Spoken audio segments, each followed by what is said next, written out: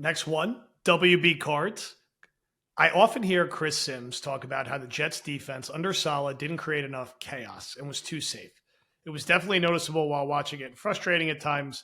Can you guys talk about why that scheme works in that way and what Wilkes Glenn might bring day one that will be a noticeable difference?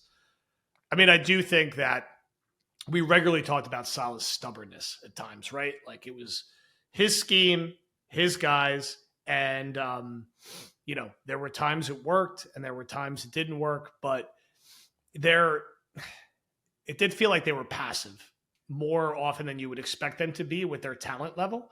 So I agree with this commentary generally. Now, there's pros and cons to this, right? If we're going to say that Glenn and Wilkes are going to run more of a more aggressive scheme, they will, and maybe that creates more big plays and more sort of a boom or bust. But are they going to allow more jailbreaks and more home runs? But to be fair, by the end with Saleh and Ulbrich, they were playing safe and still allowing jailbreaks and home runs. They were out of position and pointing at each other, and it was messy at times. So what do you think schematically overall?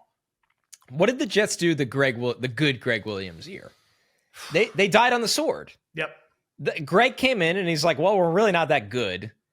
So I'm just going to blitz like crazy. And sometimes we're going to lose. Sometimes we're going to win because of it. But if I don't, we're always going to lose because of it.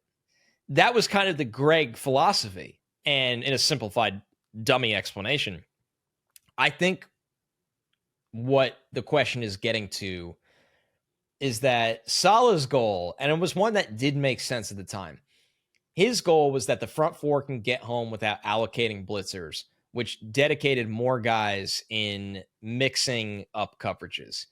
The Jets would go from, because Saleh coming from, Jacksonville and Seattle had that cover three reputation, but they were actually running more quarters than cover three.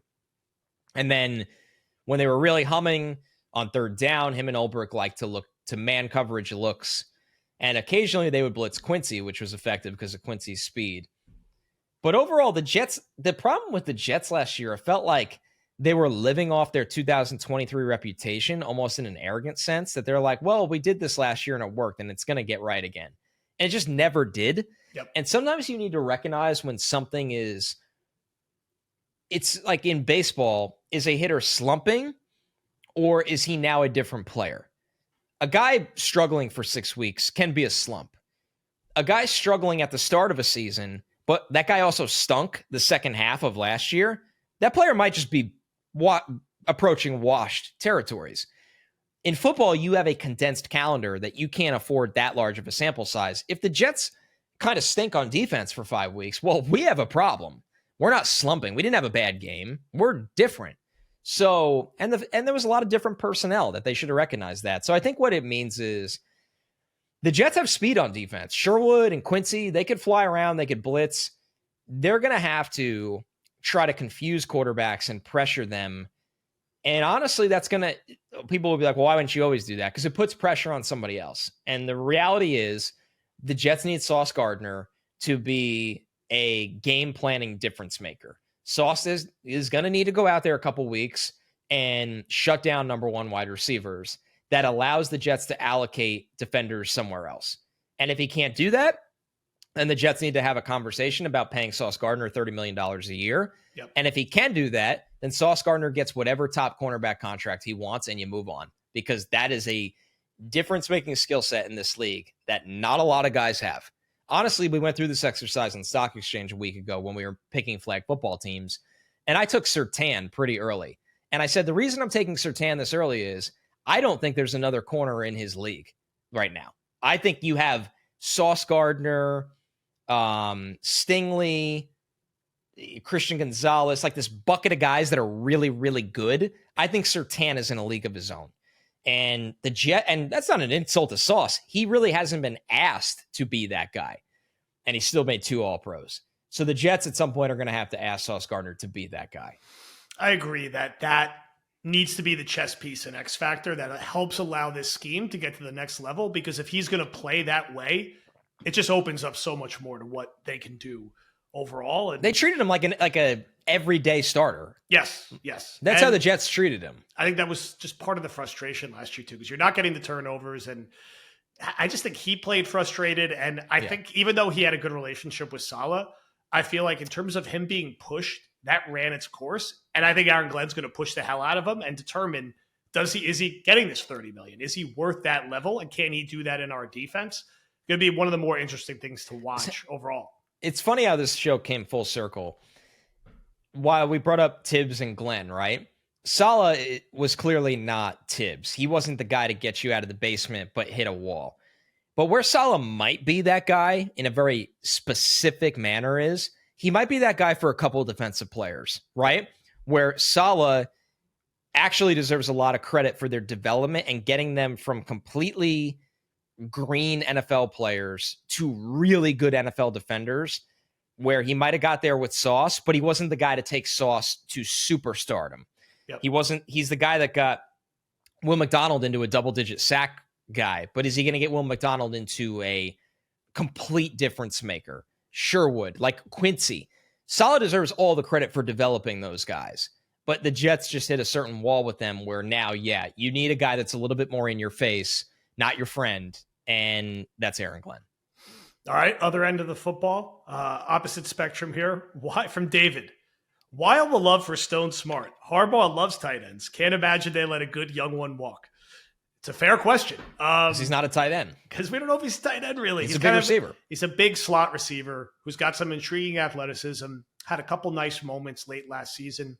Perfect guy to throw a minimum contract at for a dart throw in a light tight end room. You have Mason Taylor now. He's going to take the lion's share of the reps. Jeremy Rucker, it's kind of more of a fullback or an H-back probably than a traditional tight end from what we're hoping for. So with Smart, it's like, can you be a useful situational player? People will laugh at this, but can you be like Jeff Cumberland when he was at his best? That's exactly it. It's exactly the kind of player he was. And like Cumberland had a couple okay years. And like, could Stone Smart catch 26 passes for 290 yards and 3 touchdowns because he's big and he's a target in the red zone?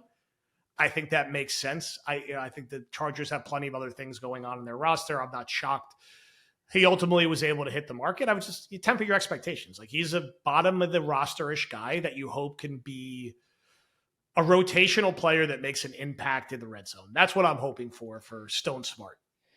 Yeah, I would look at it like this.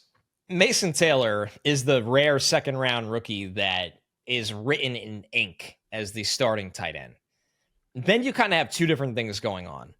I would think you have Rucker and Andrew Beck competing for that guy that can line up at fullback, guy that can be your tight end in 12 personnel, and, hopefully give you some kind of blocking on the move, but they're both competing for that role. Yep.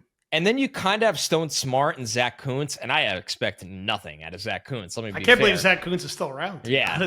That are the third tight end that are also going to be slightly involved in 12 personnel or 13 as just a pass catcher, just a big-bodied pass catcher. And so, like, the offense at tight end is all about Mason Taylor, but you do have two secondary roles after him, and Ruckert and Beck are kind of competing for one, and Smart and Kuntz are technically competing for one. But I think I don't want the hype around Smart to be misconstrued. Like, this is a third tight end that can hopefully catch a couple passes for you and help you in the red zone. And you have an offensive coordinator that understands how to utilize the second or third tight end on the roster. JHM, we're going to do this next week as our War Room episode because this is a full episode. How would you and Connor draft all-time Jets rosters if you competed against each other in a snake draft in which you would draft a specific player to their best year on the Jets? That's a full episode. That's a full episode. It's a great one. We're going to save it for next week. I don't want to squeeze it in the end here. This one from Too Much. I think we could hit this one a little quicker. With the current roster that we have on defense, do you think we'd be better aligned for a 4-3 or a 3-4? I think everyone's multiple. It's not like, I think people always go back to like Mancini and Rex, and they were like, it was much more like Rex wasn't regimented, but they would build their personnel a certain way to more of a 4-3-4 versus a 4-3. Right. It doesn't feel like the NFL works as much in that way anymore. And I would say, just based on what the Jets have, you would say 4-3. They don't have that big, traditional, massive nose tackle. Nope. They kind of have guys you're going to want to move around like crazy, ideally like Will McDonald, like Jermaine.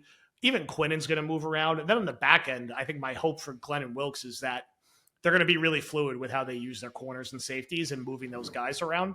So I just like, does anyone really play? Like, who plays the most like traditional 3-4 right now in the NFL? I'd have to really look into like the trends from last year, but a lot of teams are just multiple. And the real answer is that everybody is base nickel now. So it's a matter of who's playing like a 4-2-5 and really just how your alignments are up front. Because, or you could, if you want to run a little like 3-3 kind of look, but it's not an unfair question. And it's obviously a good question because it opened up the door of the nuances of this conversation. But the reality is like, yeah, you're just constantly changing up your fronts, and it's more about what your skill sets apply to. And the Jets just, their biggest problem, no matter what the front is that they don't have that nose tackle right now. And it's a big frustration. It's really a big frustration for me. Like, I just don't really understand the construction of this roster going into the year without a clogger. But thus they know more about a Derek Nottie bounce back than me.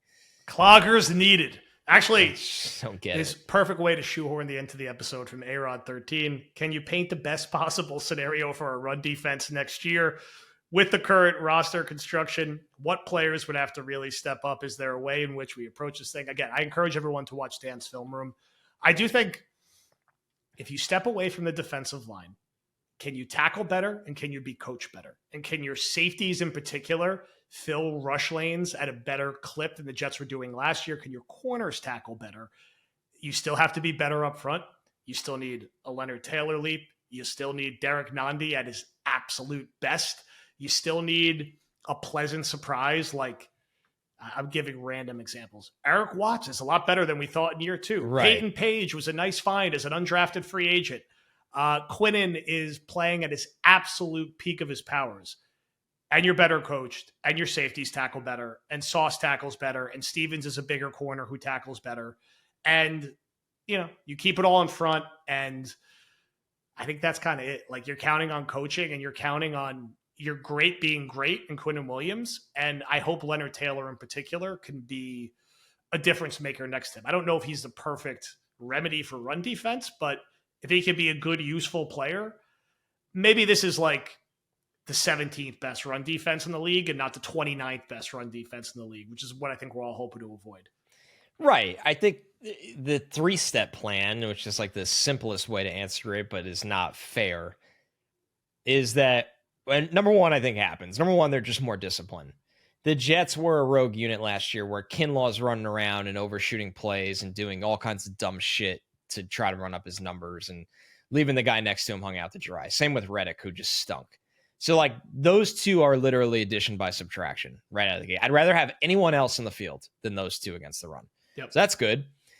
Number two, which is not a given, Tony Adams can't start. He's terrible against the run. He's unplayable against the run at times. He can't tackle. Like you said, Dan really broke this down well.